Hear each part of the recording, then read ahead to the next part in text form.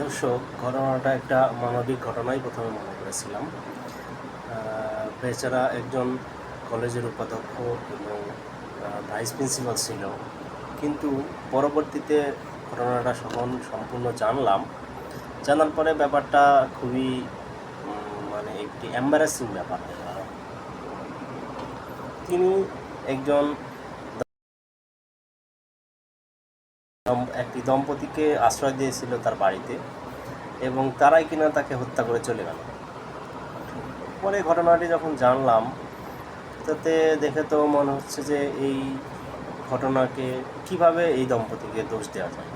কারণ হচ্ছে, যদিও হত্যা বা খুনকে কখনোই সমর্থন করা যায় না বা এটা সমর্থনযোগ্যও নয়, তারপরেও সম্পূর্ণ ঘটনা যদি আপনারা শোনেন বা ঘটনাটা যদি আপনারা জানতে পারেন পুরোটা, ভিডিওটা পুরোটা দেখলে সম্পূর্ণ ঘটনাটা জানতে পারবেন। তাহলে আপনারা বুঝতে পারবেন যে আসলে মূল ঘটনাটা কী ছিল।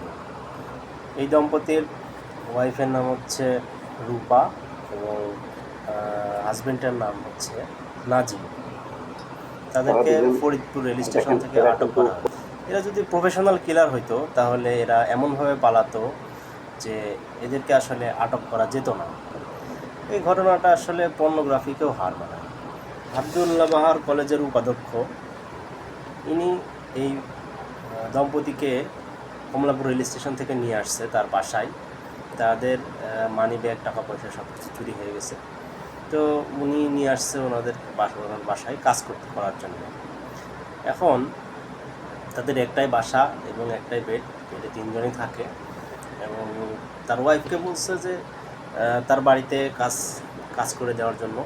আর সে যেহেতু গাড়ি চালাইতে পারে, তার হাজব্যান্ড তাকে বলেছে যে তুমি গাড়ি চালাও। এখন পুলিশের বরাত দিয়ে যেটা জানা গেল যে এই ভাইস প্রিন্সিপাল নাজিমের স্ত্রীর সাথে খারাপ আচরণ, তারপরে অশালীন ব্যবহার বা আরও সেক্সুয়াল হ্যারাসমেন্টের চেষ্টা করছিল। এটা তার হাজব্যান্ড নাজিম স্বভাবতই এটা পছন্দ করবে না, এবং এটা সে মেনে নিতে পারছে না। এখন খুনোখুনিটা কীভাবে হলো দেখেন। তারা বাসার 2টা রুম থাকলেও তারা কিন্তু একই বিছানায় ঘুমাতো। অনেক রাতের বেলা নাজিমের ঘুম ভেঙে যায়। ঘুম থেকে উঠে দেখে যে এই সাবেক ভাইস প্রিন্সিপাল তার স্ত্রীর সাথে ধস্তাধস্তি করতেছে। এ পর্যায়ে স্বাভাবিক তার মাথায় রক্ত উঠে যায়। এরপরে সে রান্নাঘরে যায় এবং বটি নিয়ে এসে কুপাতে শুরু করে। এরপরে দুজনেই পালা যায়। এখন দেখা যাচ্ছে রূপা যদি সাইফুর রহমান অর্থাৎ ভাইস প্রিন্সিপালের দিকে থাকতো বা তার পক্ষ নিত, তাহলে তো অবশ্যই দুইজন পালায় যেত না। এখন কথা হচ্ছে, এই জায়গায় আপনি কাকে দায়ী করবেন? শিক্ষিত মানুষ। এই যে সাইফুর রহমান ভুইয়া একজন কলেজের ভাইস প্রিন্সিপাল ছিল, একজন শিক্ষিত মানুষ, তার কি এটা উচিত হয়েছে একটা ফ্যামিলিকে আশ্রয় দেওয়ার নাম করে তাদের সাথে এই ধরনের আচরণ করা? এই ভাইস প্রিন্সিপাল শিক্ষিত একজন মানুষ, কিন্তু সে কী করছে, মোটামুটি এক ধরনের তাদেরকে জিম্মি করে ফেলছে, এবং তারা যাতে পালায় যেতে না পারে সেই ধরনের অনেক রকম ব্যবস্থাও সে নিয়েছে। এবং তাদের দুজনকে একই বেডে, 3জন মিলে একই বেডে শুতে এবং একসাথে থাকতে সে বাধ্য করছে। সে তাদেরকে রুমে রেখে যেত, এবং সে যখন বাইরে যেত বাইরে থেকে রুম তালা দিয়ে যেত, এবং রাতের বেলা তাদেরকে একসাথে নিয়ে সে একই বিছানায় ঘুমাতো। এবং এভাবে করতে করতে রাতের বেলায় এই ধরনের ঘটনা ঘটছে।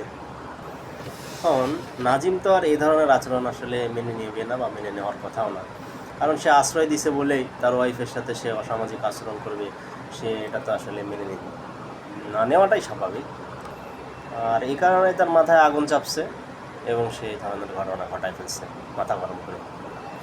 এটাকে আসলে বলা যায় না যে ঠান্ডা মাথায় হত্যা চেষ্টা বা ঠান্ডা মাথায় খুন করা। আর এর সাথে যেহেতু ধর্ষণ চেষ্টারও অভিযোগ রয়েছে, এক্ষেত্রে হত্যার জন্য অবশ্যই শাস্তি পাবে, কিন্তু কতটুকু শাস্তি পাবে তারা এই ব্যাপারটা আসলে বিচারকরাই নির্ধারণ করবে। এই শাস্তিটা অবশ্য আমার মনে হয় যে কম হতে পারে, এবং একটা প্রতীকী শাস্তি বা একটা মিনিমাম একটা শাস্তি হতে পারে। কিন্তু বড় ধরনের একটা ভুল করছে এই সাইফুর রহমান ভুইয়া, এরকম শেষ বয়সে তার এই ধরনের আচরণ করা একটা মানুষের সাথে, একটা হাজব্যান্ড ওয়াইফ তাদের সাথে, এটা কোনোভাবেই ঠিক হয় না। এটা একটা জঘন্য কাজ হয়েছে এবং একটা মানে কোনো ভাষায় প্রকাশ করার মতো এক ধরনের কাজ হয় না। এই লোকটা আসলে এই দুজন মানুষকে আগেই মানসিকভাবেই হত্যা করে গেছে। তাদের নিজের ওয়াইফকে তার সামনে যদি কেউ হ্যারাস করে, এটা কি কেউ মেনে নিতে পারে? চিন্তা করেন সে কি পরিমাণ উত্তেজিত হয়েছে যে পাল্টা সে তাকে অ্যাটাক করে বসছে এবং অসাবধানতাবশত হোক বা ইন্টেনশনালি হোক তাকে খুনই করে ফেলছে।